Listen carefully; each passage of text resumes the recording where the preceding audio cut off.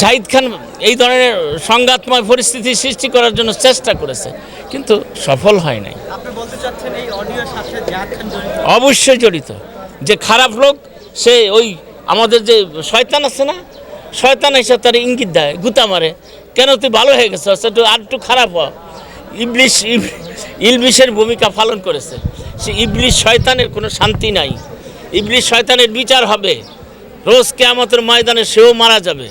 তো ইবলিশ শয়তান এই দুনিয়া থেকে চলে যাওয়াই ভালো মনে করি।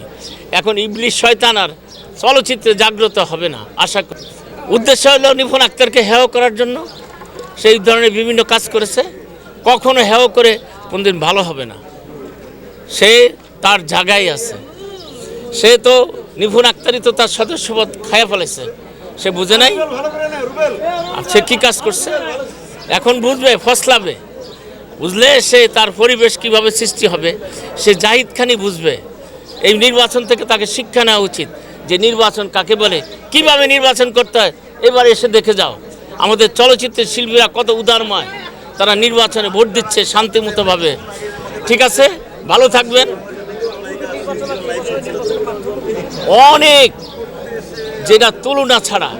এবার কোনো টাকা পয়সা এমুক সেমুক এই ধরনের, ঠিক আছে কিছু তো মানুষ দেয়, ভালোবাসা নেয়, কিন্তু একেবারে একতরফা না। কথা বুঝছেন, সবাই দিচ্ছে কম বেশি, আমাদেরকে ভালোবাসা দিচ্ছে, আমরা ভালোবাসা গ্রহণ করেছি। সেই হিসাবে মনে করি নিপুণ আক্তার অনেক অনেক বেটার এবং একজন সে সাহসী নারী, সে আমাদের বাগিনী কন্যা। আশা করি সে ভালো আছে, সুস্থভাবে থাকবে, সুন্দরভাবে এবার নির্বাচিত হবে। আমরা মনে করি সে ভাগ্যবান। ঠিক আছে, খুবই ভালো, সুন্দর নিঃশ্বাস নিতে পারছি, মানুষের সাথে কথা বলতে পারছি, কোনো সংঘাত নাই, কোনো পরিবেশ দেখছেন আপনি।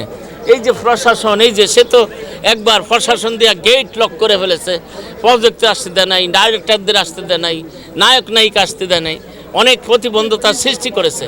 এইবার প্রতিবন্ধতা নাই, এবার হাসে মুখ খুলে আনন্দ মতো করে আজকে নির্বাচনে সবাই ভোট দিচ্ছে, তাদের যোগ্য প্রার্থীকে ভোট দিয়ে নির্বাচিত করে আজকে আমাদের সমস্যার সমাধান করছে। অবশ্যই সে 184 জনের মধ্যে 22 জনকে মেরে ফেলছে মানুষ যারা শিল্পী ছিল, তাদের পরিবারের অবস্থা এখন কি? এই জাহিদ খানের ফাটা তলে অনেক খ্রিস্ট হয়ে অনেক মানুষ মারা গেছে, এটা মনে রাখবেন। আমি অনেক আন্দোলনে তা ছিলাম সঠিকভাবে, তার বিরুদ্ধে অনেক স্লোগান, অনেক কিছু আমি প্রতিহত করছি জাহিদ খানের বিরুদ্ধে। আর কার বিরুদ্ধে করব? সে এখনো শয়তানের খালতো ভাই হয়েছে, খোঁচা খায়।